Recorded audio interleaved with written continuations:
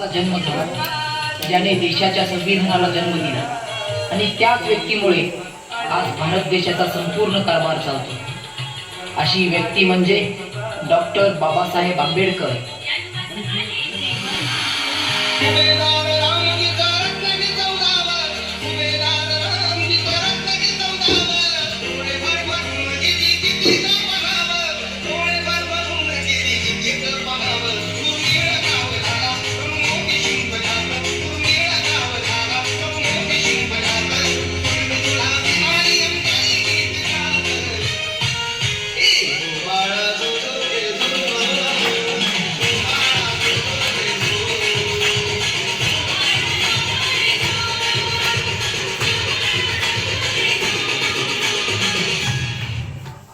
खालच्या जातीचा म्हणजे तो गुलाम आणि तो वरच्या जातीचा म्हणजे तो मालक। ही संकल्पना तोडणारे एकच होते, ते म्हणजे बाबासाहेब। गुलामी का तूट का